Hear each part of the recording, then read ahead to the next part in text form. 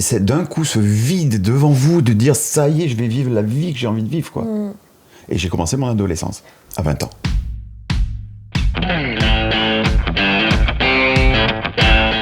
On a tous entendu parler de charge mentale, ce bruit de fond constant, penser à tout, tout le temps et surtout pour tout le monde.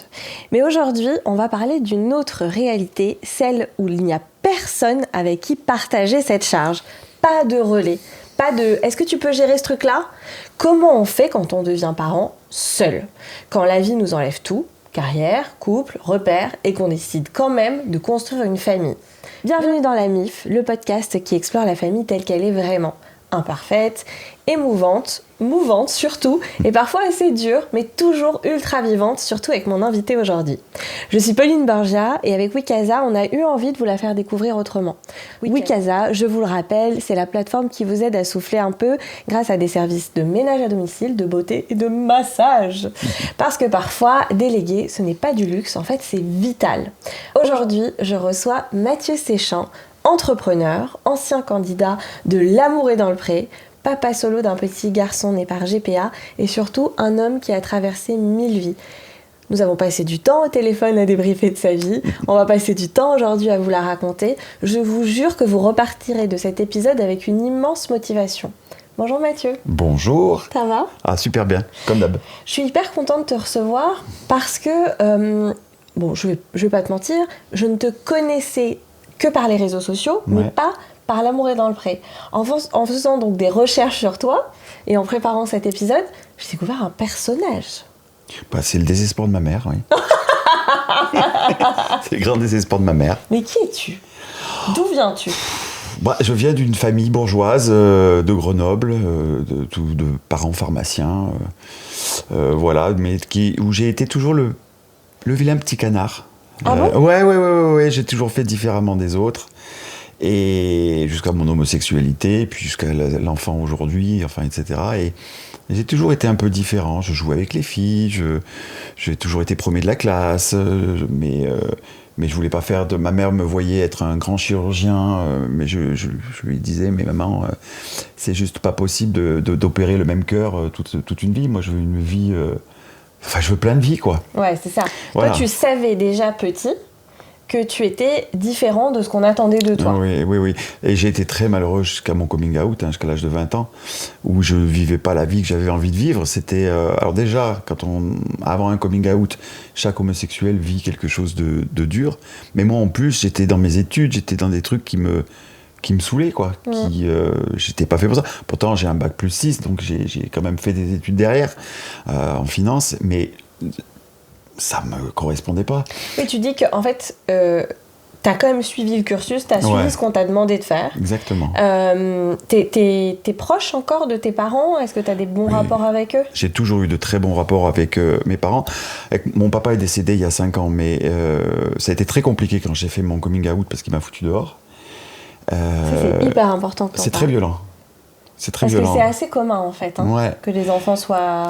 Alors, par chance, mes parents étaient divorcés, donc ma mère, elle, ne m'a pas foutu dehors, bien sûr, mais c'est très violent parce que ton père te rejette, te coupe les vivres.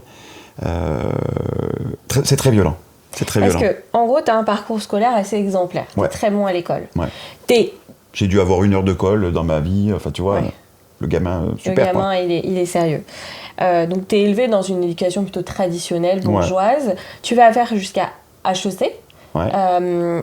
Et en parallèle, ton homosexualité, tu la conscientises ? À quel âge tu dis j'aime les garçons ? Je crois dès la maternelle, je commençais déjà à regarder les garçons. Donc t'imagines, c'est un combat intérieur, pas possible toute ta vie. Et je crois que c'est de là que j'ai tiré ma force, c'est-à-dire cette résilience que j'ai aujourd'hui. Je l'ai tirée de cette période-là, où pendant 10-15 ans, j'ai été résilient à m'imposer une vie qui n'était pas la mienne. T'es sorti avec des femmes ? Bien sûr. Ça te rendait malheureux ? Alors, ou ça allait ? Ça allait parce que notamment Blandine, la dernière, était on l'embrasse ? Ah oui, et puis on a toujours 30 ans après des contacts avec Blandine. Je suis toujours invité chez elle à la Réunion, il faut que j'y aille. Ma Blandine, si tu m'entends, je te fais des bisous. Qui était une nénette géniale, quoi. Ouais. Avec elle, j'ai passé des très bons moments, on riait tout le temps, c'était super. Donc, Non, j'ai pas souffert, mais je savais que mon désir était ailleurs, quoi. Tu regardais des hommes. Bah, bien sûr. Et Ouais, t'avais bien pas sûr. de relation avec des hommes. Et j'avais. Alors, j'ai eu des rapprochements comme ça, mais c'est un jour, je pars en boîte. On devait sortir en boîte avec ma mère et ma sœur, ou que ma sœur, je me rappelle plus. Évidemment, en boîte hétéro, puis elles sont pas venues, du coup, j'ai bifurqué sur la boîte d'à côté, qui était une boîte gay. Et à 20 ans, je te jure qu'à 20 ans, j'étais une bombe sexuelle. Mais vraiment. C'est-à-dire que j'étais la ruche, le pot de miel avec les abeilles, tu vois ce que je veux dire? Donc autant chez les femmes que chez les hommes. Oui. Ouais. Et là, j'ai une ruée de garçons, tous plus beaux les uns que les autres, sur moi. Et j'ai embrassé un garçon qui s'appelle Olivier, que j'embrasse. Et ça a été la révélation, quoi. Je me suis dit, c'est là que je me suis dit, mon Dieu, mais Mathieu, t'es homosexuel. Je suis sorti de la boîte. C'était 6h du matin. J'ai appelé ma Blandine, ma petite copine. Je lui ai dit que j'étais gay, que je la quittais. Blandine ne se doutait de rien? Rien. Je crois, de rien, ouais. En tout cas, elle était très malheureuse pendant 2 ans. Très, très malheureuse. Le midi, je l'ai dit à ma mère, au restaurant. Ouais. À 14h, je suis parti à Grenoble le dire à mes grands-parents. À 19h, j'étais à Chambéry chez mon père pour lui dire. Et à minuit, je suis revenu. C'est là que mon père m'a viré. Et à minuit, je suis revenu à Montpellier. Et j'ai dit à tout le monde que j'avais fait mon coming out à toute ma famille en 12 heures de temps. Et là, les gens m'ont pris pour Un toc-toc. un toc-toc. Mais au moins, j'étais libéré. En fait, C'est pour ça que je dis aux jeunes... T'as expulsé quelque chose Ah, qui mais était... je dis, n'attendez pas, faites tout d'un coup. Ah ouais? Ah bah oui, après, vous êtes libre. Et je m'en foutais des conséquences, après. C'est d'un coup ce vide devant vous de dire, ça y est, je vais vivre la vie que j'ai envie de vivre, quoi. Et j'ai commencé mon adolescence. À 20 ans. Et oui, bien sûr. Ouais. À vivre ta vie, Ouais. à explorer tout ce que tu rêvais Oui, d'explorer j'ai tout aussi. exploré. Mais tu sais, moi j'ai mon meilleur ami qui D'ailleurs, il me parlait du guédard. Ouais. Il me fait beaucoup rire avec ça. Parce que je lui dis, mais toi, tu te mentais à toi et tu te mentais aux autres parce que bah, lui, c'était très compliqué aussi, une famille homophobe, etc. Et il me disait, mais moi, j'avais une sorte de guédard, je savais qu'il était gay. Ah oui. Et du coup, au bout d'un moment, je me suis dit, bah c'est bon, je suis démasquée. En tout cas, entre personnes Ouais, homosexuelles. on pose le regard différemment. Ah, Ouais, on pose le D'accord. regard différemment. tu te libères de cette Alors, ce que je veux dire aussi, c'est que mon père a quand même fait l'effort d'aller voir un psy. Ah, Voilà. 2 ans après, j'étais en stage dans l'entreprise où j'étais. Ma secrétaire m'appelle et me dit, Mathieu, il y a votre papa au téléphone. Bon, je dis, alors j'avais pas de nouvelles. parce que depuis tu 2 ans. bossais. T'avais quel âge à peu près quand Là, j'avais 22 ans, là. Ok, tu faisais un stage. Je faisais un stage d'un an, un stage en entreprise d'1 an, tu sais, dans une grosse boîte dans le sud de la France. Et bonjour, c'est papa, je voulais juste te dire que je t'aime comme tu es. Et il a raccroché. Tiens, d'en reparler, j'en ai les frissons. J'ai pris ma journée, enfin mon week-end, je suis parti, c'était un jeudi soir, je crois. Et je suis parti le vendredi le rejoindre à la maison et on a passé tout le week-end ensemble. Et après ça, il a connu tous mes copains, donc... Ah ouais? Ouais. Il avait besoin peut-être de temps, ouais. pour Je crois qu'il a assimiler. eu besoin de... Alors, il n'y a jamais eu de violence de mon père. Je crois que je me suis pris 2 coups de pied dans ma vie, donc au cul. quand même.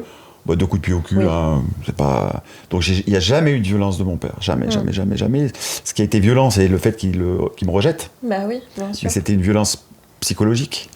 Mais après, j'ai plus de nouvelles. Il m'a jamais menacé, il m'a laissé tranquille, si tu veux.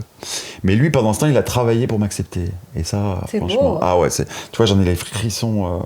C'était magnifique.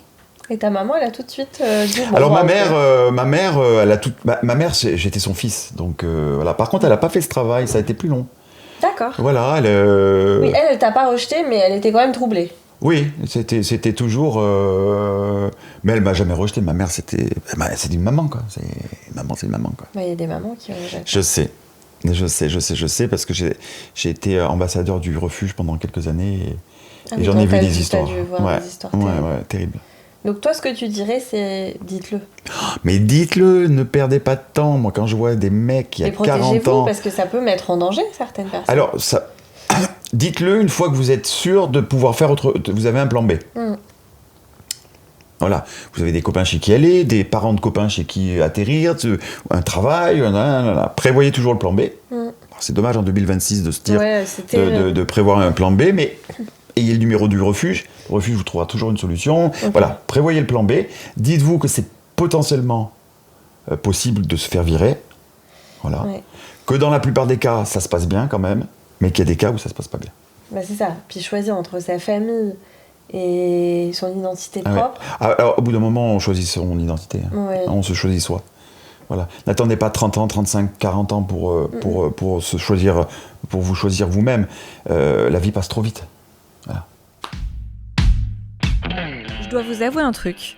Même si j'aime du plus profond de mon cœur ma famille, le ménage gâche un peu notre quotidien.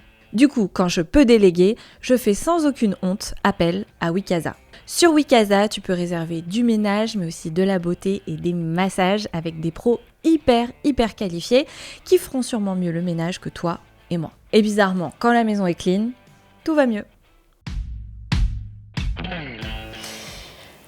Donc tu te choisis. Et finalement, ça avance plutôt bien, puisque au bout de 2 ans, ton père revient, il a même fait un travail sur lui. Vous arrivez à renouer comme tu veux, en fait, comme toi, tu voulais renouer avec lui. Et niveau boulot, qu'est-ce qui se passe ? Comment t'évolues ? Niveau boulot, je suis... Alors, j'ai compris plus tard pourquoi j'étais un peu tout fou en termes de business. C'est que j'ai la maladie de Cadazil, qui est une dégénérescence... Ça, tu l'apprends quand ? Alors, je l'apprends tardivement, en 2019. Oui, c'était assez longtemps. Mais du coup, je l'ai depuis le début, cette maladie, depuis ma naissance, puisque c'était une maladie génétique qui m'a été transmise par mon père. Et l'une des conséquences, elle a 2 conséquences connexes, c'est-à-dire une légère dépression. Donc j'ai toujours été un peu dépressif, malgré une vie géniale. Et tu parais pas ? Non, mais non, parce que je me traite. Ouais. Et puis parce que je veux que la vie soit belle, et je veux transmettre du positif. Et une bipolarité. Ma mère, pharmacienne, m'a toujours dit que j'étais bipolaire, et il a fallu qu'on s'engueule très violemment un jour pour qu'elle me plaque contre le mur quasiment, et qu'elle me dise « Maintenant, tu vas chez un psy et tu vas te faire traiter ». Et depuis ce traitement, je suis tellement mieux. Et donc ça explique mon comportement de businessman qui allait un peu partout, à droite à gauche, parce que la bipolarité, c'est ça, tu achètes, tu dépenses du fric, tu machins, etc. Bon bref. Donc là, Et puis c'est souvent des êtres assez brillants, qui ont une rapidité d'esprit, oui. Tout paraît plus simple. D'ailleurs, oui, mais t'es PDG du monde, dans tes moments maniaques, t'es PDG du monde, il n'y a rien qui t'arrête. D'ailleurs maintenant, quand j'ai un projet professionnel, ou quand je dois préparer un programme de formation, ou quelque chose comme ça, un peu chaud, un peu, tu vois, high level, j'arrête pendant 3-4 jours mon traitement. C'est vrai ? Et ça me... T'as le droit de faire ça ? Je le prends. Ouais. Et tu ça, prends ta vie. Mais en ayant conscience que 3-4 jours après, il faut que ou 4-5 jours, il faut que je le reprenne. Ouais. Et du coup, ça m'enlève cette inhibition. Je deviens, tu vois. Et je retrouve cette phase maniaque qui me permet d'être très créatif. T'es reconnu bipolaire ? Oui. Ouais. Parce que la bipolarité... Oui, je prends de la Dépacote. Ouais, parce que moi, on m'avait parlé du fait que dans la bipolarité, j'ai un ami bipolaire avec qui on a des grandes discussions justement à ce sujet-là. Lui, il l'a découvert parce qu'un jour, il est parti faire une balade avec son fils à 6h du matin dans un truc un peu maniaque sous la pluie, parce que c'est merveilleux d'être sous la pluie. Et là, il se dit... Oui. Ah bah là, tu reconnais. En fait, il me dit, c'est comme des saisons. Ah oui. C'est comme les saisons, mon humeur. Parfois, il y a l'hiver. Mon ex-mari disait, à qui voulait l'entendre, à Mathieu, on ne sait jamais le matin dans quel état il va être. Donc ça, t'avais toujours eu ça ? Toujours. J'ai des moments où j'achetais un restaurant comme ça, parce qu'en tout, j'en ai créé 10 restaurants. Et le lendemain, pendant une semaine, je restais enfermé à pleurer. Tu vois. Donc toi, tu devais dire, mais qu'est-ce que j'ai, quoi ? Tu t'en rends pas compte. Ouais. Je m'en suis rendu compte, je te dis, récemment, en 2018... Parce que cette maladie de Cadazil joue sur... Elle t'entraîne souvent une bipolarité, ouais. Ok. En plus d'une dégénérescence. Ouais. Donc ça a été compliqué. Donc j'ai eu 15 ans professionnels avec des restaurants un petit peu compliqués. Tu as été tout en haut ? Oh, j'ai été tout en haut. Tout en haut. Et puis en 2000, j'ai eu contrôle fiscal qui a duré 2 ans, contrôle URSSAF qui a duré 1 an, la mort de ma grand-mère, la mort de mon meilleur ami, la mort de mon grand-père, et l'incendie de mon plus gros restaurant, qui faisait la moitié du chiffre d'affaires du groupe. Et incendie criminel. Et incendie criminel, ouais, ça a été reconnu bah oui, parce qu'en fait, ils ont vu sur les vitres d'entrée qu'un objet avait été balancé, puisque le biseau des vitres faisait référence à un objet passant de l'extérieur à l'intérieur. Voilà. Donc quelqu'un qui t'en voulait? Bah, tu sais, il y a toujours un peu de raquette dans ces business, et on n'a jamais cédé, du coup, bon, voilà. Et comme j'étais en zone protégée du centre-ville de Montpellier, si tu veux, les bâtiments de France, les architectes de bâtiments de France ne me donnaient pas l'autorisation. On met très longtemps à me donner l'autorisation de rebâtir. Du coup, le tribunal de commerce, au bout de 2 ans, m'a mis en liquidation. Et la liquidation de ce gros restaurant a entraîné la liquidation du groupe. Et j'ai tout perdu. Et le groupe, tout était à toi? Ouais. T'avais monté ça tout seul? Ouais. J'avais un restaurant avec ma demi-sœur, dans laquelle je travaillais. Un autre restaurant, j'étais associé. Et un autre restaurant, ma sœur était actionnaire dedans. Et j'étais associé sur les salons de coiffure. T'avais aussi des salons de coiffure? 2. Évidemment. Oui, j'étais associé parce que moi, je n'étais pas coiffeur. Et voilà, j'étais associé à 50-50 avec une nénette. Et Ibtissam, elle s'appelait. Elle s'appelle toujours, d'ailleurs. Et j'ai tout perdu. Tout. J'ai tout perdu. Tu vivais la grande vie? Ouais. Ouais, tu gagnais, tu m'as dit, 12 000 euros, ouais. Par mois. Ouais. C'est dingue pour les gens qui écoutent. Toi, tu te rendais plus compte, peut-être? Je dépensais beaucoup. Et tu travaillais beaucoup? Je travaillais beaucoup, je dépensais beaucoup, C'était une mauvaise période de ma vie. Ouais, en fait, tu la vois pas comme une belle période. Non. En plus, je le dis, mais je prenais de la cocaïne. Ça arrive beaucoup dans la restauration. Ouais, et c'est une période très noire dans ma vie, très noire. Oui, et j'ai tout perdu. On se fait croire que c'est la fête, mais en fait, c'est pas du tout la fête. Ma mère m'a racheté ma Cayenne, j'ai dû acheter une Scénic à 255 000 km, comme je te disais. Je suis passé de 12 000 à 484 € de RSA. T'avais quelqu'un dans ta vie? À cette époque-là, j'avais quelqu'un, ouais. Et il est resté? Non, on s'est séparés. Mais Non. on s'est séparés parce qu'il y avait l'usure du couple. Hein. On se téléphone toujours. Hein. Et c'était très compliqué. Et j'ai des cautions de mes crédits professionnels. Donc je devais 1,5 million. Donc ils ont saisi mon appartement. Je me suis retrouvé à la rue. Alors aujourd'hui, on ne pourrait plus, parce qu'il y a une nouvelle loi qui protège, on ne pourrait plus saisir l'appartement principal, mais c'est la loi qu'a fait Macron. Mais on l'a saisi. Et le reste, je suis passé en Banque de France pour surendettement, parce que je ne pouvais pas, bah oui. Rembourser tout. Bah, j'avais plus rien. Donc la Banque de France a accepté mon plan de redressement, a annulé toutes mes dettes. Bon, c'était que des dettes bancaires. Hein. C'était des prêts, quoi. C'était des prêts, bien sûr. Et où j'étais caution personnelle, parce que les banques nous... Enfin, tu vois, elles nous saignent, elles saignent les chèques. T'as vu? C'est une période, je tiens le fauteuil comme ça, c'est une période qui est tellement dure que je m'accroche à mon fauteuil. Bref, parce qu'on n'a pas beaucoup de soutien quand on est chef d'entreprise en France. On a un gros soutien, on est bien ponctionné quand on gagne du fric, mais quand on perd, parce que ça arrive de perdre, on est abandonné par le système. Ouais. Voilà, abandonné par le système. Oui, parce qu'on parle de... Alors, ça, encore une fois, c'est un peu de la politique, mais on parle de quand on gagne beaucoup des évadés fiscaux, etc., et qui est effectivement quelque chose qui arrive en France. Donc on parle vraiment du côté de ceux qui réussissent très bien et qui ont des entreprises très florissantes. Et effectivement, on doit payer nos impôts en France, etc. Mais effectivement, il y a l'autre côté, où quand ça dégringole, on n'a pas... On n'a pas de mentor, de gens sur qui se reposer. Non, l'État vous abandonne. Vous avez un compte, par exemple, moi je suis passé en Banque de France.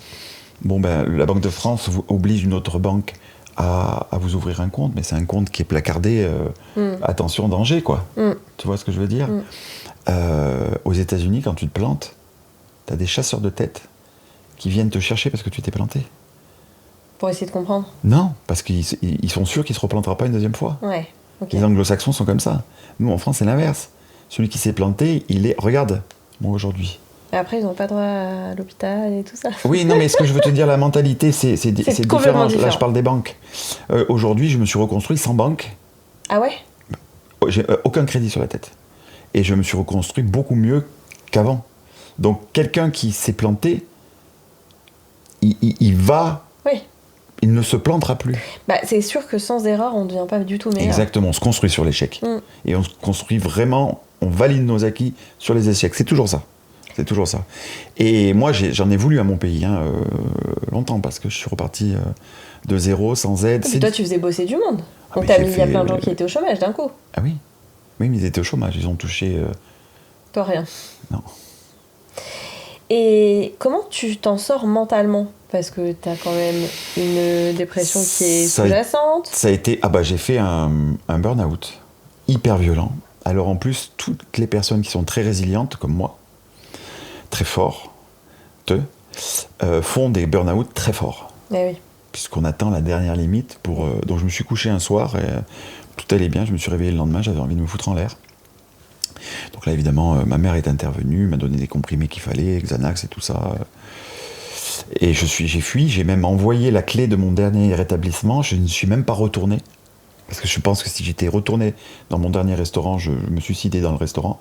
Puisque tout te tombe dessus. Il faut te dire que tu as le téléphone qui sonne de tous tes fournisseurs toute la journée pour te réclamer du fric, te menacer. Il y a même un fournisseur qui m'a menacé s'il me retrouvait dans la rue, que je regarde bien derrière, ça allait mal se passer pour moi. J'ai gardé le texto. Si un jour il m'arrivait quelque chose, j'ai gardé le texto quand même de ce mec. Non, mais tu vois un petit peu. J'ai posé une main courante et tout.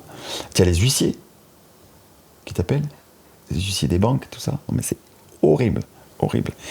J'ai trouvé une petite maison dans la campagne. Ils peuvent venir chez toi, ils prennent tes affaires. Mais c'est horrible.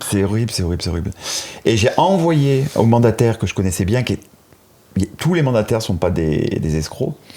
Il s'appelait Maître Marion, je crois qu'il a arrêté d'exercer. Et je lui ai dit, écoutez Maître, faites. Occupez-vous du restaurant, moi je m'en vais. Ouais. Voilà. Voilà, mais non, parce que toi, c'est pas terminé, toi. Non. Toi, t'es au début de ta vie, en fait, à ce moment-là. Ouais, je suis au début de ma vie. Parce que là, tu vas te lancer dans complètement autre chose. Oui, je rencontre un pote, comme ça, par hasard, qui a quelques taureaux de Camargue, une quinzaine, et je me lance avec lui. Et parce que toi, on le sait quand on t'entend parler, mais ça chante, c'est le sud. Ah ouais. Et je me lance avec lui. Alors moi, je m'occupe du développement commercial, lui de l'aspect des techniques de cet élevage de taureaux de Camargue. Et on travaillera en collaboration pendant 6 ans. Et tu t'éclates? Mais je m'éclate. Alors, en fait, j'ai retrouvé goût à la vie sur mon cheval. Ah, trop bien. Voilà. Puis c'est beau là-bas. Ah, ouais. C'est simple et c'est beau. Et j'ai retrouvé goût à la vie en triant les taureaux, en prenant du risque. J'ai retrouvé les sensations que j'avais avec la cocaïne. Ouais. De l'adrénaline dans les taureaux. Sans. Où je rentrais après avoir monté. J'étais comme ça. J'ai retrouvé goût à la vie. Et c'est de là qu'on est reparti. On est passé de 2-3 hectares à 100 hectares. Moi, quand je suis parti, parce qu'on s'est séparés en bons termes. On s'est séparés parce qu'il fallait qu'on se sépare. Parce que parfois les histoires se terminent. Les histoires se terminent. Voilà, et je le respecte, il me respecte, tout va bien. Il n'y avait pas 15 bêtes ou 20 bêtes, il y avait 100 bêtes, donc ça a changé, la dimension a changé. Et je pense que même s'il ne le dit pas, il sait qu'une partie est grâce aussi à moi. Ouais. Comme le fait que j'ai fait l'émission, c'est aussi grâce à lui, c'est parce qu'il m'a introduit dans ce milieu. Ah ouais. C'est parce que je suis parti avec lui faire de l'élevage que j'ai pu faire l'émission L'amour est dans le pré. Oui. Donc j'ai peut-être contribué à ce qu'il change de vie, en tout cas qu'il step. Et il a contribué à ce que je step moi aussi, finalement, tu vois. Alors comment ça se passe? Qui vient te voir et te dit « Coucou, tu veux faire L'amour est dans le pré ?» Alors là, écoute, j'étais avec... ça s'est passé comme ça. J'espère que le podcast, il va durer 4 heures, hein, parce qu'on est parti pour... on va faire plusieurs épisodes, là. Hein. On est parti, là. Hein. C'est parce que moi je parle. Hein. Ah ben j'adore. Bon, ok, c'est très bien. C'est ça qu'on veut. Hein. Ah ok, très bien. Si on fait 2 épisodes, c'est pas grave. Hein. Suite au prochain épisode, on fait un petit hook comme ça là. C'est pas mal. Je te dis un cliffhanger. Un cliffhanger. Un cliffhanger. En fait, j'étais avec un garçon Et c'est là que j'apprends que je suis malade, atteint de la maladie de Cadazil. Tu peux l'expliquer ce que Alors, la maladie de Cadazil, c'est une maladie qui touche la microcirculation du cerveau. Et en fait, on a sur nos petites protéines, sur nos petites cellules qui écartent sur ordre du cerveau, les petites cellules pour écarter les petits vaisseaux, on a un trait qui n'est pas bien mis. Du coup, les protéines s'agglomèrent et empêchent l'information du cerveau d'arriver à la cellule pour s'augmenter, etc. Donc il y a des passages qui pètent et on fait des micro-AVC. Et la succession de ces micro-AVC font que tu as une dégénérescence cérébrale. Okay. Mon père est mort de ça. Voilà. L'espérance de vie est de 62 ans. J'en ai 50, bientôt 51, donc tu vois, il faut sourire à la vie pour y croire. Bon, pendant 5 ans, après je reviendrai en arrière, mais pendant 5 ans, la maladie n'a pas évolué. Là, il y a eu une petite évolution cette année. Ah bon ? Ouais, je pense que c'est dû à l'arrivée de mon enfant, j'ai trop fait de business, j'ai trop fait trop de trucs. Donc cette année... Parce que le repos, c'est important. Ah, mais c'est fondamental. Aucune cigarette, quasiment plus d'alcool et du repos. Et du sport ? Et pas de stress, et du sport. Donc j'ai repris le sport. J'ai arrêté la cigarette. J'ai quasiment arrêté l'alcool. Enfin, je bois un verre une fois par mois, quoi, tu vois. Donc j'ai complètement...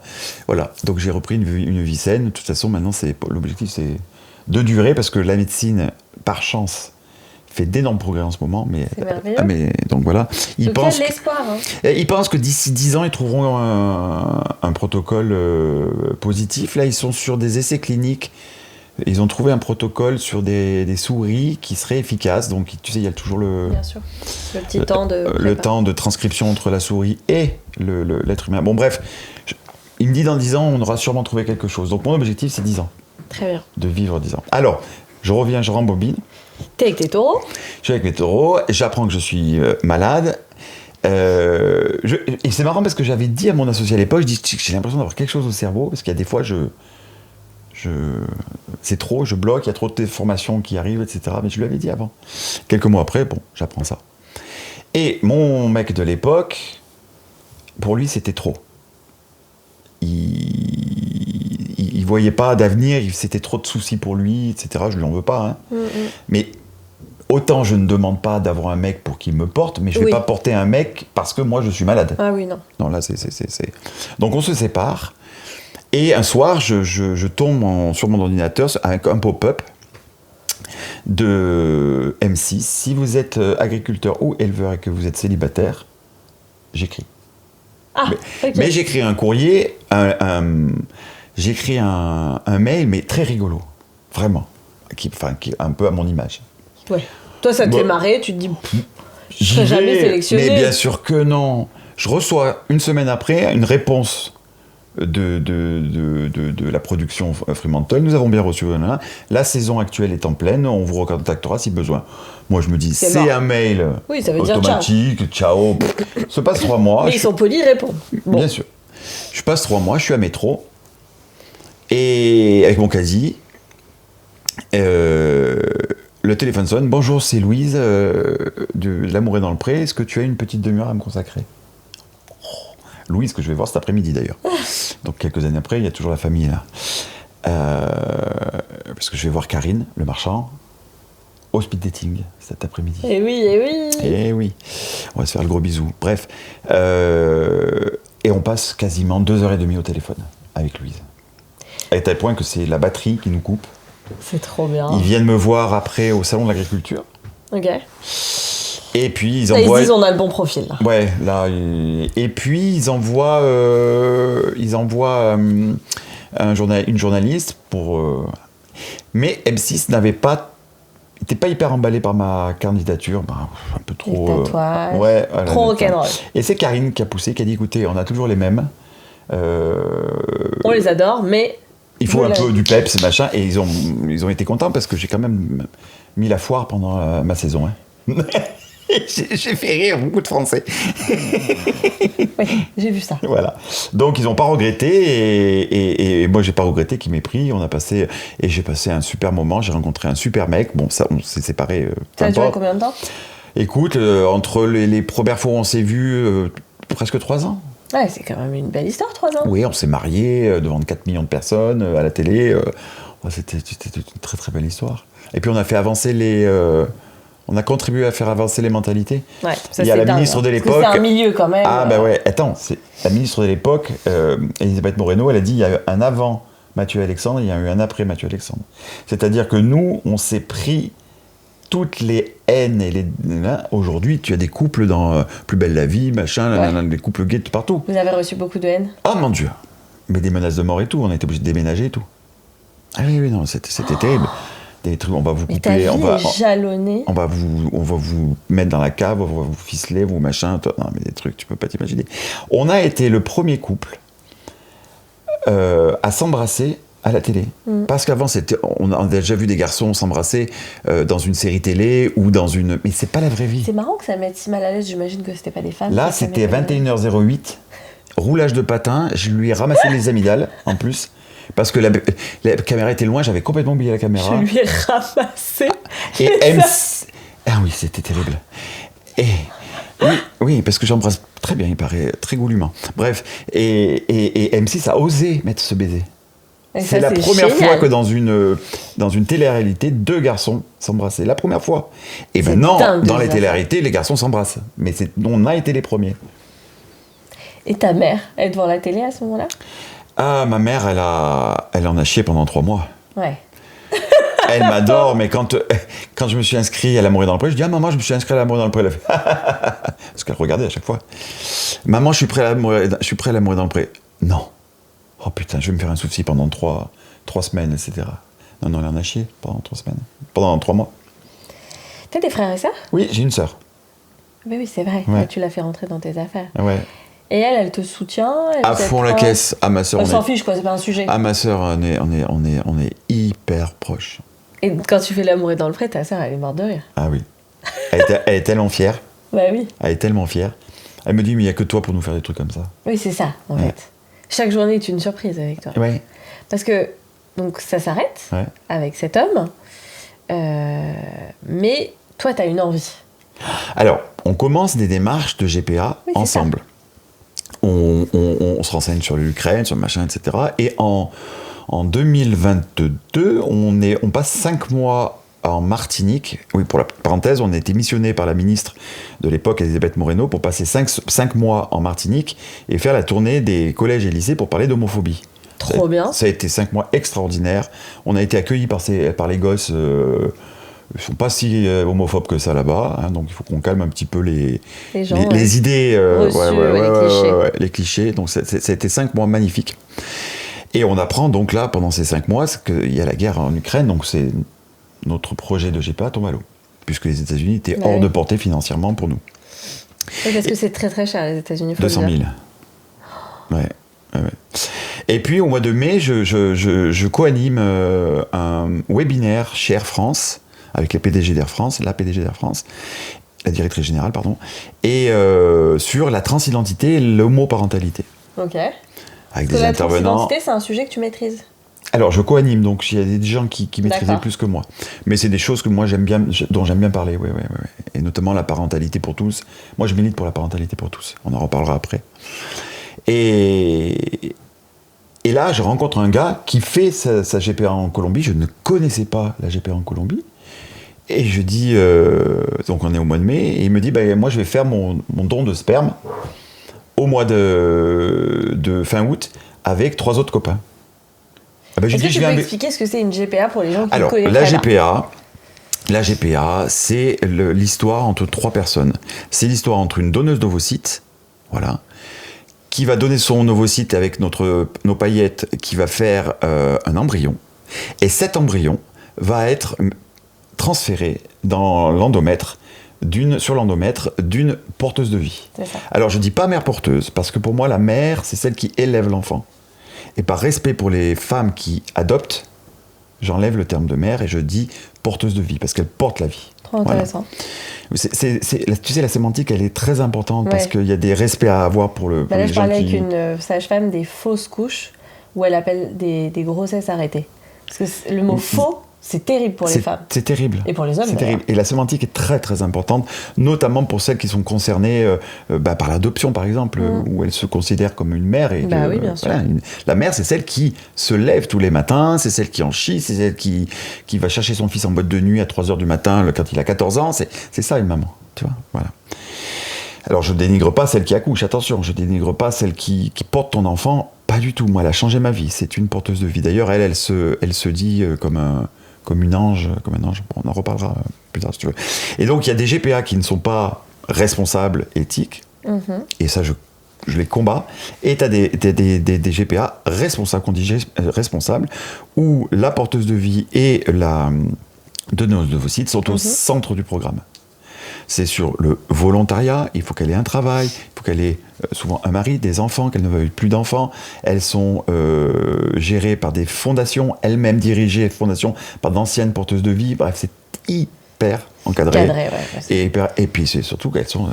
Moi, quand je recevais des menaces ou des critiques sur le fait que j'exploitais le ventre d'une femme, déjà, qui tu es toi, française, pour décider à la place de l'autre qui a 8500 km et qui fait son propre choix, qui es-tu ? Espèce de féministe, tu vois ? Donc, elles imposent, ces féministes, en fait, des choses. Elles imposent des choix qui ne sont peut-être pas les choix des autres femmes. Tu comprends ce que je veux dire ? Voilà. Donc là, il y a le libre choix. Je pense que le féminisme, c'est pas ça. Mais... Le féministe. Ah, féministe. Ah oui. Oui, tu parles des transphobes, etc. Oui, voilà, qui réduisent finalement la femme à un utérus, ni plus ni moins. Et elle disait, tu sais ce qu'elle me répondait, ma porteuse de vie, mais qu'est-ce qu'elles ont, ces vieilles européennes, à venir encore vouloir nous coloniser ? Laissez-nous faire comme on a bien envie. Moi, elle était très croyante, elle avait une Bible une énorme Bible dans sa salle à manger qu'elle lisait tous les soirs. Elles sont très croyantes, mais là-bas, le catholicisme, c'est un catholicisme avancé, c'était très libre, très ouvert. Elle dit, moi, j'ai voulu offrir un cadeau au monde, et je l'ai offert. Donc, elle accouche souvent ? Elle a souvent des enfants ? Elle a 2 enfants. Ah non, une fois. Elle l'a fait qu'une fois. Ah, ok. Elle l'a fait qu'une fois, elle a voulu faire ce cadeau au monde. Elle l'a fait un cadeau à moi. À toi. Voilà. Et c'est magnifique. Et quand les gens me disent, oui, mais tu lui as donné de l'argent, mais heureusement que je l'ai dédommagé. Mais et encore, je trouve que j'ai pas donné assez. Elle a rendu ma vie, elle a donné un but à ma vie, un sens à ma vie. Qui j'aurais été si je ne lui avais rien demandé, si je lui avais rien donné, pardon. Oui, c'est un évident. Esclavagiste au plus haut point. Oui. C'est la moindre des choses que de l'indemniser. La moindre des choses. Sauf qu'il y a un petit passage que tu as sauté. C'est que l'homme avait quitté, il part en vacances. Alors, les mecs avec qui on devait partir, ils me disent, attention Mathieu, on est au mois de mai, tu n'auras pas le temps de faire tout le dossier, tous les... Sauf qu'ils ne me connaissaient pas. Rouleau compresseur s'est mis en route et je suis parti avec eux. Voilà. Sauf qu'entre-temps, entre le mois de mai... Les gens dans la vie sont très prudents. Et toi, tu n'es pas très prudent. Ah non, mais moi, je n'ai pas de filtre, je n'ai peur de rien. Je n'ai peur de rien. Depuis que tu as ton fils, peut-être, si. Alors, j'ai peur d'une chose, c'est de le perdre. Oui. Ça, on y reviendra parce qu'il y a un moment très important aussi.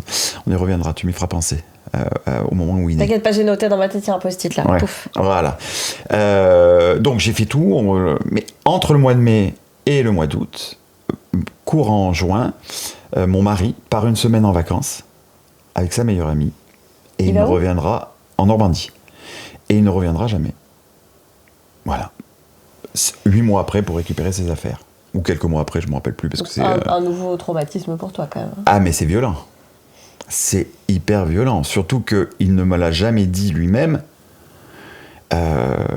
Et c'est 4 semaines après que je l'ai appris par notre amie commune qu'il ne reviendra pas. C'est très, très dur. Il y a une raison J'ai jamais trop essayé de savoir. J'ai respecté sa décision. Je crois que quand on aime quelqu'un, puisque je l'aimais, donc quand on aime quelqu'un qui veut partir, on le laisse partir. C'est bien, c'est résilient, encore une fois. Mais... Oui, moi j'ai beaucoup de résilience, tu sais. Ah oui, là, oui. Ouais. Donc je l'ai laissé partir. Je dis pas que j'ai été très, très, très malheureux. J'ai couvert sur les réseaux sociaux parce qu'on était très exposés. J'ai pas fait de scandale, j'ai pas fait de machin. J'ai dit beaucoup de temps. J'ai avancé. Et qu'est-ce que je fais de l'enfant? Est-ce que je continue? Puisque c'était un projet seul, je suis quand même atteint de maladie. J'avais à l'époque 48 ans. Est-ce que je continue? Est-ce que je prends le risque, etc. Et puis je me suis dit, écoute, j'ai quand même ma sœur. S'il m'arrive quelque chose, je sais que ma sœur prendra le relais. Et au moins, je donnerai la vie à un enfant. Tu sais, beaucoup de gens m'ont critiqué en me disant « Oui, mais Mathieu, tu es égoïste parce qu'il va te perdre en étant jeune. » Moi, mon père, il est mort, j'avais 18 ans et j'ai été très malheureuse. Et je pose toujours une question quand on me dit ça. Tu voudrais mourir? Tu voudrais ne pas exister? Ah non, maintenant j'ai des enfants, je suis content de vivre. Eh ben, tu viens de répondre à ma question. En fait, je donne la vie. Bien sûr qu'il sera malheureux à 15, 16 ans, 17 ans, 18 ans si je décède. Évidemment, mais il sera tellement heureux d'exister, de pouvoir construire sa vie et avoir des enfants, etc. Donc en fait, je donne la vie. Il ne faut pas voir le Puis à 18 ans, on est moins malheureux quand on perd ses parents. On est malheureux, mais moins malheureux que si on perd son enfant, si tu veux. On change de braquet, si tu veux. Et puis c'est dans la suite logique. Voilà. Donc je donne la vie. Et j'ai décidé de continuer l'aventure, et j'ai continué l'aventure seul. Mais alors, qu'est-ce que je suis content de l'avoir fait seul? J'incite tous les parents qui hésitent à rencontrer quelqu'un, à rencontrer l'amour, de pas... J'ai pas quelqu'un dans ma vie, je vais pas faire d'enfant. Voilà. Mais c'est mon rêve. Faites-le. Faites un enfant tout seul. Alors, pour les mamans, c'est plus facile, parce que la PMA, c'est quand même plus simple que la GPA, moins onéreux et plus simple, et puis c'est surtout reconnu en France maintenant. Mais foncez pour le faire. Soyez des parents solo, ça se passe très bien. Je discute avec un pédopsychiatre qui me suit sur Instagram. Un enfant qui naît, il ne naît pas en sachant qu'il a 2 parents. Oui, après il y a des modèles, etc. Non, mais il ne sait pas. Les questions arrivent après, peut-être. Mais bien sûr, il ne sait pas que non, ce qu'il a besoin quand il naît, c'est de quelqu'un fixe et d'un référent. Et de l'amour. Et de l'amour. Voilà, il ne sait pas qu'il y a 2 personnes, parce qu'il y a 2000 ans, c'était pas ça. C'est vrai. Là, à 2000 ans, c'était un village qui élevait pères, un enfant. pas là, ils étaient à la guerre. Donc c'était la tante, la grand-mère, le machin, c'était les sœurs qui... Donc il n'y avait pas tout ça, donc il faut arrêter. Après ça, on a fait des parents souvent un peu trauma. Un peu particulier, je pense. Et puis tu sais, moi... on fait ce qu'on peut, en fait. Mais on fait ce qu'on peut. Et puis tu sais, dans mon foyer, il n'y a jamais un cri. Il n'y a jamais d'engueulade, puisque je m'auto-engueule pas quand même. Donc il y a plein d'avantages à être solo. Je ne m'engueule pas sur le prénom, je ne m'engueule pas sur l'éducation, je ne m'engueule pas sur... Donc si tu veux, l'enfant, il n'est pas entre deux. Parce que souvent dans des couples, et quand il y a l'engueulade, tu as l'enfant qui est entre les deux, et il voit cette tension. Il y a peu de couples qui s'engueulent dans la chambre. Hein. Souvent, ça gueule dans la cuisine au milieu de tout le monde. Hein. Voilà, tout va bien. C'est la vérité, Mathieu, c'est la vérité. Tout va bien. Donc, tu arrives, tu rentres avec un enfant qui s'appelle Ezio, que tu nommes... Et alors là, je sors ton post-it que tu as collé. Bien sûr. Et l'école, du coup, c'est bon. Voilà. Et quand il est né, donc déjà, il naît dans un... C'est ce que je l'écris dans mes bouquins. Il naît dans un fou rire parce qu'à un moment donné, petite anecdote, elle avait une merde, comment on appelle ça? Une excroissance, plein d'eau. Bon. Oui, je vois très bien. Plein d'eau, donc un ballon de rugby. Et quand elle se couche, le ventre fait floc. et l'enfant passe au-dessus, si tu veux. Mais non. Si. Enfin, elle vit un enfer, elle. Bah. Elle est pas ça va, malade. Ça va, non. Elle râle, oui. Non. Et sur le point, puis du coup, la gynéco lui dit, on va vous faire une césarienne.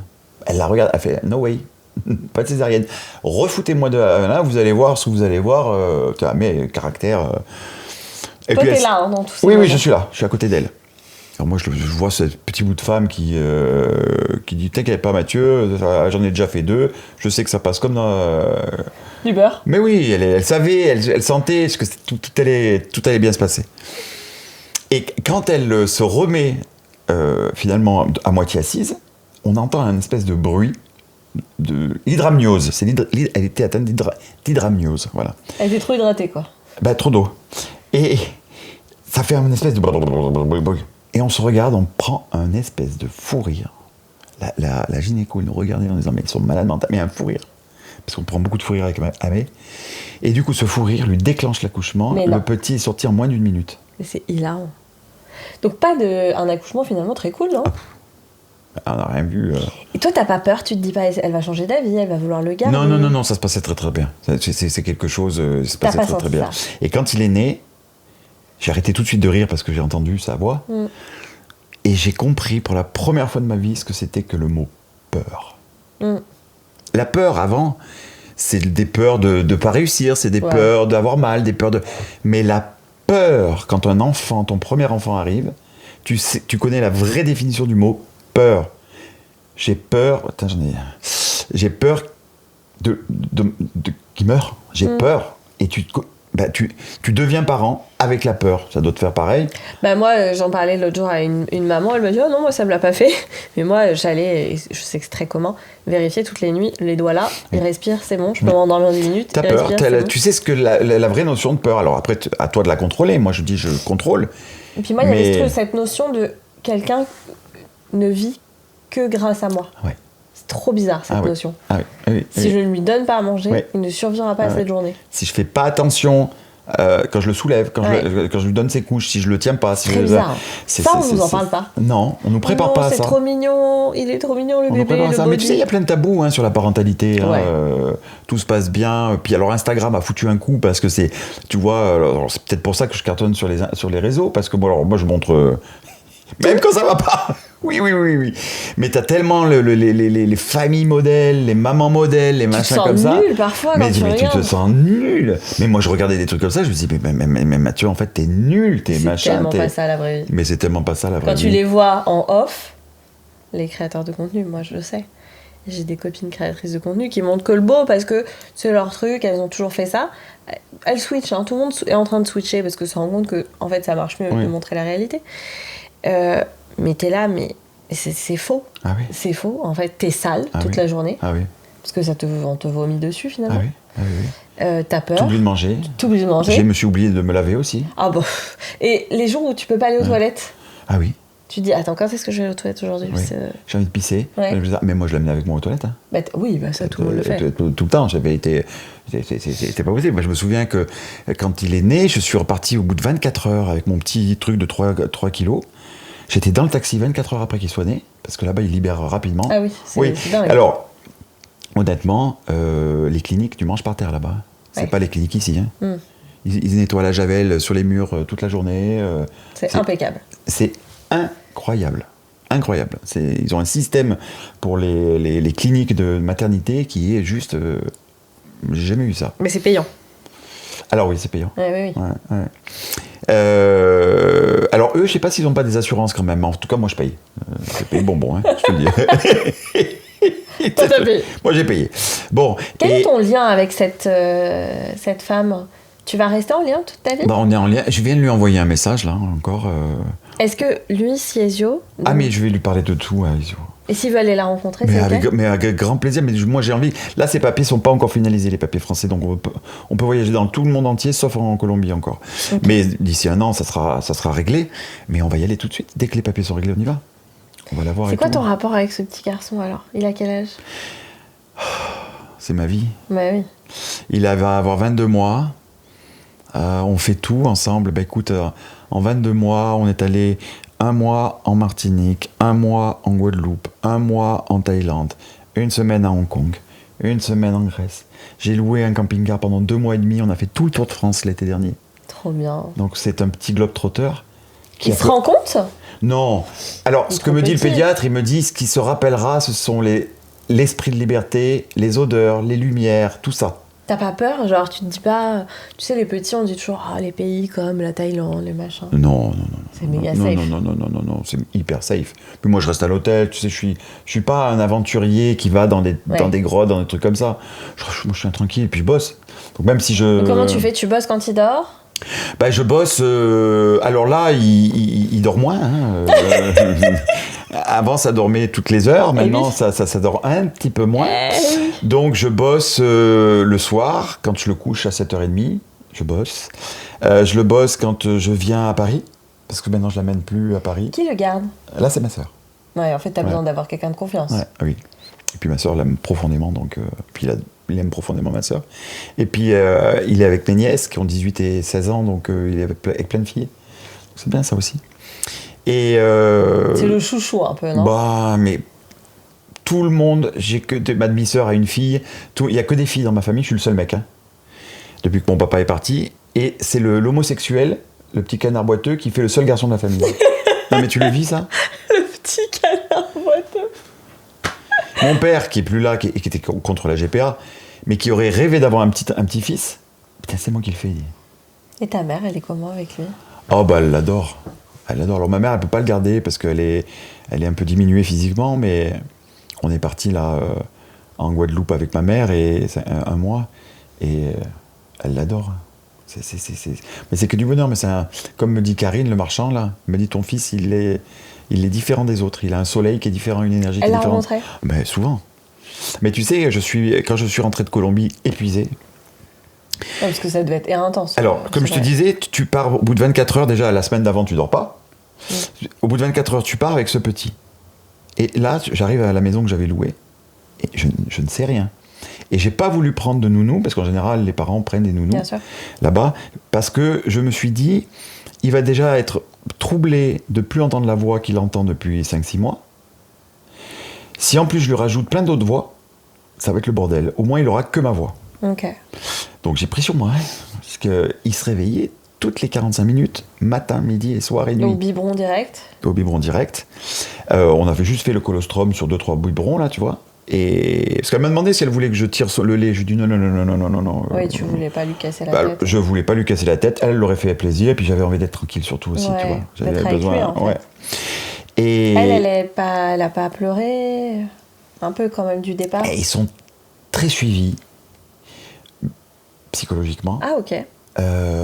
Ils sont préparés. Comme elle dit, c'est pas mon enfant, puisque c'est pas le mien biologiquement, et qu'elle le fait pour un but très précis. Mais bien sûr qu'Ezio a une place particulière. Et les deux petits, ces deux petits l'appellent le cousin français. Ah, c'est pas mal. Donc on se reverra dans quelques années et ça va être génial. Donc je te disais épuisement parce que de ne pas arriver à dormir pendant 45 minutes, enfin toutes les 45 minutes, j'ai cru que j'y arriverais pas. Hein. Bah au début. Et quand je rentre en France, je vais passer une semaine pour mon anniversaire chez Karine, à Aix-en-Provence. Et elle me dit, je vais te faire le cadeau dont tu as le plus besoin pour ton anniversaire. Je vais te prendre ton fils pendant 3 nuits. Elle Karine. Et c'est vrai que c'est le plus beau cadeau. J'ai dormi 3 fois 12 heures. Et même la nuit, je l'ai écrit dans mon bouquin, du coup elle a appris récemment que je me suis levé la nuit et elle disait allez, tu te recouches maintenant, tata caca elle est fatiguée, tu te recouches. Mais je suis pas allé la voir. De trop peur qu'elle me le refile, donc je suis allé faire pipi tout doucement comme ça, je me suis recouché sans rien dire à personne. En fait il y a quelque chose de... Moi vraiment pour le coup les cadeaux qu'il faut offrir je trouve aux nouveaux parents, c'est des nuits de sommeil. Mais c'est venir et gérer une nuit, gérer une journée. Une de mes meilleures amies, quand il y a des couples, Jannick, aller au resto. Bien sûr, est venue très tôt, pareil, chez moi, et on faisait une nuit sur 2. Et ça m'a... Ça sauve. Hein. Mais... Parce que le manque de sommeil, ça peut rendre malade. Hein, ma sœur, elle me prend... on a quelque chose qu'on oublie. Mais moi, je suis un papa célibataire, du coup, je fais plus de sexe. Les plans de cul, je peux pas faire ça un plan de cul avec mon enfant. Du coup, quand je monte à Paris, sans mon fils, j'en profite, tu vois ce que je veux dire ? Excusez-moi, hein, mais c'est la vie. Hein. Et ma sœur me dit, tu as besoin de me le laisser aussi. Bah oui, bien sûr. Tu vois ? Et c'est même au-delà de la sexualité, t'as besoin d'avoir des dates, de te sentir aimé, séduit, mais bien sûr. De séduire. Bien sûr. Mais en fait... C'est pas un crime que de laisser ton enfant 3 jours. Ah, de temps en temps. C'est dur au début. Qu'est-ce que c'est dur. J'ai mis plus d'un an. La culpabilité. J'ai mis plus d'un an parce que moi, tous mes rendez-vous que je faisais à Paris avant, tant qu'ils marchaient pas, je le prenais avec mon poussette. Bah, oui. Comme c'est un enfant assez tranquille, il restait des fois 2-3 heures sans manger. Il observait. C'est vraiment. Il te parle, il te dit. Papa. Alors, il a pas encore. Il fait partie des enfants, les late talkers, qui parlent entre 2 et 3 ans. Il court maintenant. Ouais, donc c'est ça. Souvent, tu sais, il y a le truc de la motricité qui arrive. Ouais. Et puis on a tellement voyagé, ce que me dit le pédiatre, il m'a dit Mathieu, mais tu as tellement voyagé. Il a entendu plein de monde. Mais l'enfant, il est complètement plein dans sa tête, donc laisse-le. Il est pas inquiet. Il fait des sons parce qu'il baragouine, par contre. Il te raconte sa vie, hein. Mais voilà, il y a papa tout le temps. Papa, mais c'est trop mignon. Non, mon bébé. Parce que quand tu pars à Paris, t'es content, mais t'as vite envie de rentrer, non ? Ah bah, je l'appelle 2-3 fois par jour, je dis à ma soeur de bien faire des stories. non, c'est mais l'amour ça. de ta vie. Ah, c'est l'amour de ma vie. T'en voudrais d'autres? Alors, Oula. déjà, j'aurais Mathieu, un jamais nouveau pensé avant d'avoir. Donc, si vous hésitez, parce que moi j'ai des copains qui disent, non, mais moi j'en ai pas besoin d'enfants, ma vie me va bien. Tant qu'on n'en a pas, on peut pas savoir ce que c'est. Je n'aurais jamais pensé aimer autant un être que ce petit être. Oui, mais moi j'ai envie de dire, ceux qui en veulent pas, n'en faites pas, parce que Non, souvent parce qu'il- ça peut être des mauvais, tu vois. Moi j'ai déjà vu des couples avec un des deux qui a pas envie, c'est compliqué. Ah ouais. Bah, il y a des gens qui sont pas faits pour ça. Hein. Ah ouais, oui, parce que c'est compliqué, hein. C'est dur. Hein. Déjà c'est dur, et puis tu sais, tout le monde n'a pas ce déclenchement d'amour. Ça arrive, ça Ouais, mais doit alors quand te ça paraître fou. arrive, enfin, moi je sais pas ce que ça t'a fait, mais moi je suis. Ah bah oui. C'est Et moi je inconditionnel. le savais. Moi je Ouais, le moi aussi. savais. Au fond de moi, j'avais ce truc-là où je me disais, je sais pas, je savais que j'étais faite pour ça, Ouais. en partie. Ouais. Je sais aussi que je suis faite pour beaucoup travailler, construire ma vie et être une femme, etc. Accompli. Ouais, donc ça je le savais aussi, et du coup j'ai trouvé la personne, c'est ma chance, c'est pour ça que je te dis bravo d'être seule et d'assumer ce rôle seule, c'est que je fais un vrai 50-50 Ah aujourd'hui, pas au début. Hein. Parce qu'au début j'ai voulu allaiter, j'ai fait des folies telles que me forcer, parce qu'il y a des femmes qui allaitent, pareil, ça les rend très très heureuses. Moi j'étais juste une souffrance, Ouais. mais tu vois c'était un défi de... Ouais, puis il faut pas le juger, ça non plus. Ah non. Il faut pas le juger. Alors, à ta question, est-ce que je veux d'autres enfants? Ouais, début, j'y ai songé. Et puis, depuis qu'il marche, j'ai changé d'avis. Ouais, bah... Écoute, j'ai 50 ans. Je vais bien faire son éducation. Je préfère faire bien une éducation que moyen deux. Après, si je rencontre quelqu'un qui a déjà un enfant, il n'y aura pas de souci pour l'intégrer Ouais, dans la ça famille. peut être Si sympa. je rencontre quelqu'un qui en veut un, pourquoi pas? Ok. Je suis très open là-dessus. Et Mathieu j'enlèverai n'est pas fermé, Non. Mathieu... Non, parce que si le mec que je rencontre ben, c'est l'amour de ta vie et oui, mais tout est possible dans la vie. T'es célibataire depuis 4 ans, c'est ça? Ouais, Tu cherches l'amour là, t'en ouais, as marre là. j'en ai marre. Comment il est ce mec? Même si tu prendras l'opposé de ce que tu diras là. Non, physiquement, je on cherche s'en pas. fiche, Non, c'est quelqu'un qui ça va être mon meilleur ami, mon frère et mon amant en même temps. Ça va être celui qui va où tout sera naturel. Je veux pas un mot plus haut que l'autre. Je veux une passion mais tranquille, tu vois. Je veux Ça existe, vibrer. Oui, bien sûr que ça existe. Je veux vibrer mais tranquillement. Je veux qu'il me calme parce que je suis un peu tout fou. Je veux qu'il m'apaise. Je veux, moi, lui apporter l'excentricité qu'il n'a pas, la folie qu'il n'a pas. Tu vois, je veux cette complémentarité. Voilà, je veux une vie extra hors de l'ordinaire. J'adore. Voilà. Tu accompagnes aussi des gens qui veulent faire ce parcours de GPA. Ouais. Ça, c'est trop cool aussi. Alors ça, je le prends sur mon temps libre, et j'en ai pas beaucoup. J'accompagne des futurs parents, alors principalement des couples gays ou papas solo, mais aussi des hétéros, parce qu'il faut le rappeler, il y a des femmes qui ne peuvent pas avoir d'enfants, même avec la GPA. c'est bien de le rappeler. J'en ai bien reçu une dans le podcast. Ouais. C'est bien de le rappeler, et c'est terrible pour elles. Hein. Je veux dire, c'est terrible quand on sait qu'on peut... Autant pour les papas que pour les mamans qui ne peuvent pas avoir d'enfants, c'est terrible quand on a envie d'enfants de ne pas en avoir. C'est la chose la plus terrible qui peut exister. Vraiment. C'est quelque chose... Quand on a vraiment ça dans le bide, c'est horrible. Donc la GPA est une solution, et je les accompagne. Et le 30e petit bébé, Andrea, est né la semaine dernière. Waouh. Voilà. Donc je Tu suis... dors jamais, en fait. Donc Tu je m'étonnes suis- que non. tu dors pas. Je Parce que suis- ça, plus Ezio, Ezio, plus il y a les amis, la famille, puis mes business, hein. et j'y venais, les business. Et mes business, ouais. Parce que toi, t'as fait comme ça, t'es remonté, t'es redescendu, t'es Ouais. machin, et puis là, la fusée Ouais. est repartie, quoi. Ah ouais, la fusée est repartie. Mais ça, tu vois, accompagner, militer pour la parentalité pour tous, c'est vraiment quelque chose qui donne un vrai sens à ma vie. Tu sais, on est tous en disant on va faire quelque chose sur cette terre. Alors moi, je ne veux pas faire de l'écologie parce que c'est pas mon truc. Enfin, je veux dire, j'adore le faire, mais je veux pas m'investir. La parentalité pour tous, c'est vraiment quelque chose qui m'apporte, qui donne un sens à ma vie. Et quand tu vois le bonheur quand je reçois les photos et que les parents me disent c'est grâce à toi, Mathieu. Putain, tu te dis, peut-être t'as aidé à créer une famille. Et qu'est-ce qu'on peut faire pour toi?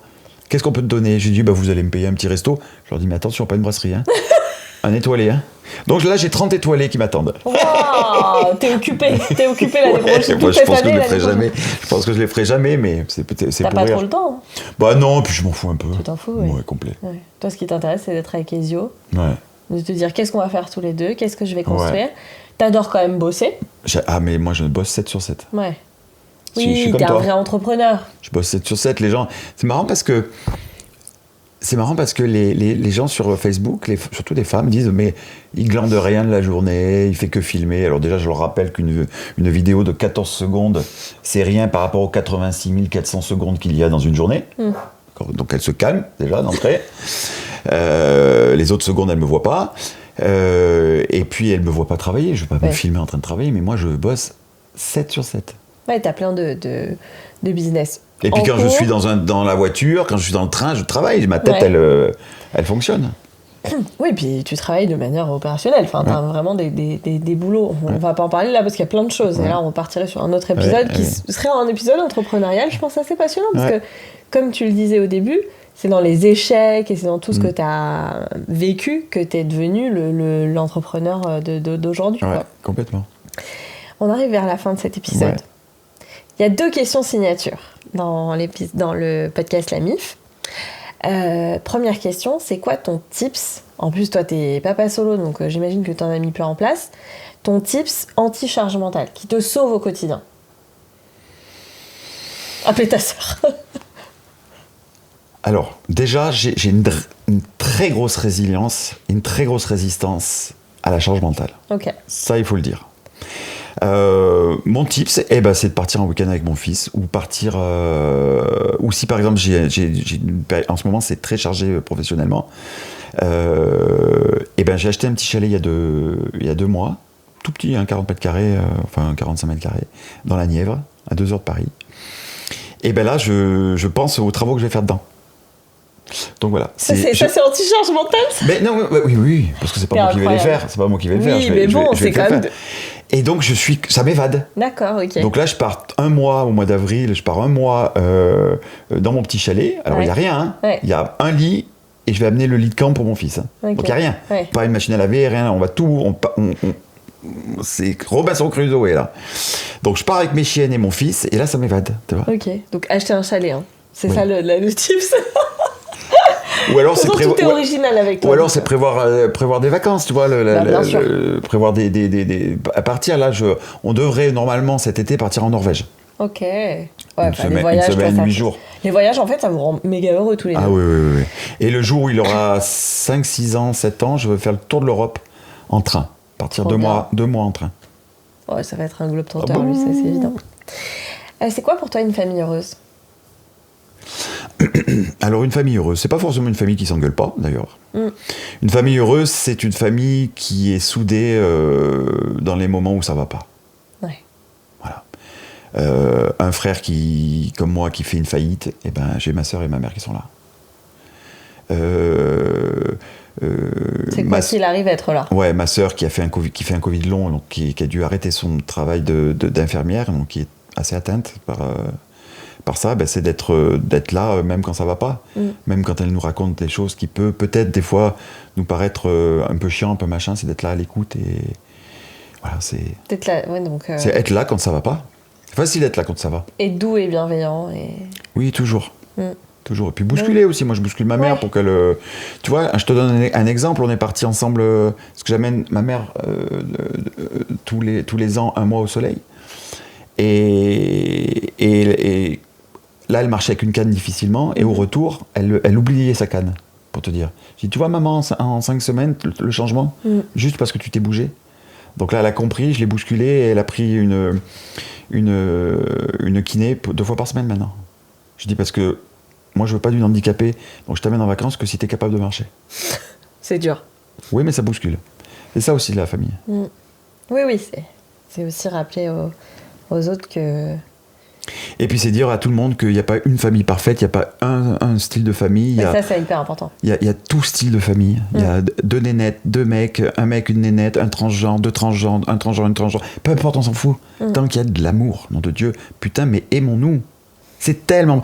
Je sais ce que je dis toujours, j'ai créé un séminaire sur 2 jours. Notre prochaine date, là, c'est à Lyon au mois de septembre. C'est un séminaire pour réapprendre à être heureux.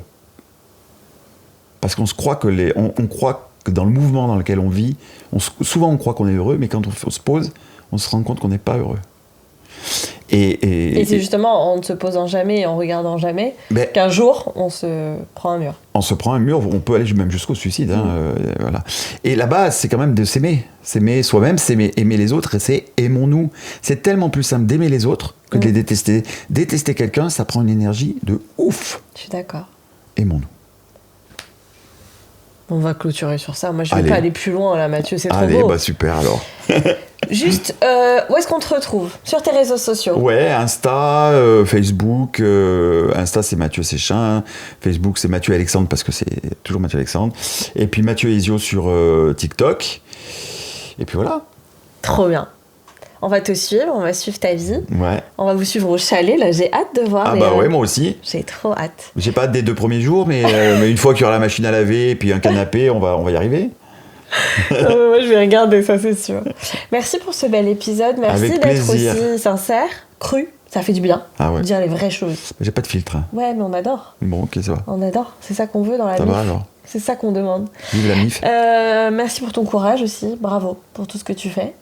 Merci. Voilà, on a hâte de continuer à te suivre. Ah bah merci, avec plaisir. Et merci aussi à vous de nous suivre. Chaque semaine, un peu plus. Là, on a vu, je vais parler avec un terme technique, mais un peu les statistiques d'écoute, les statistiques sur YouTube aussi, les commentaires. On lit tout ce que vous laissez. Et merci, c'est trop cool. Ça veut dire que vous aimez ce podcast, que vous le comprenez, que, comme l'a dit Mathieu, en fait, on doit faire famille comme on veut. Dans l'amour et le respect, évidemment. Mais c'est ça le plus important. Et il n'y a pas de famille idéale. Ça n'existe pas. Malheureusement. Parce que ce serait plus simple d'avoir Mais ça un nous cadre. rend riches d'être différents, tous différents. C'est tellement beau, la différence. Voilà. Donc, soyez différents. Continuez d'être différents. Continuez d'écouter la MIF. Et je vous rappelle que ce podcast, parce qu'il faut le rappeler quand même, il y a une marque derrière tout ça, est produit par Wikasa, la plateforme qui vous aide à alléger votre quotidien grâce à ses produits ménage, de la beauté et du bien-être à domicile. Et des massages. Je précise que moi, j'utilise Wikasa pour le massage. Ouais, c'est trop bien ça. Ça change tout. Où que tu sois, parce que moi, je me fais souvent masser. Tu vois, je suis à Paris, je commande, je suis chez moi, je commande. C'est tellement pratique. Et puis, bon... Chez Wikasa, en plus, il y a une vraie sélection des personnes. Donc vraiment, c'est génial. Encore une fois, merci. À très vite. On se retrouve, évidemment, toutes les 2 semaines. Et n'hésitez pas à aller liker, mettre des étoiles, des commentaires, à vous abonner, évidemment, parce que sinon, vous ne serez pas au courant des épisodes qui arrivent. Ben oui. Oh là là. À très bientôt. Salut. Salut Mathieu. Bye bye.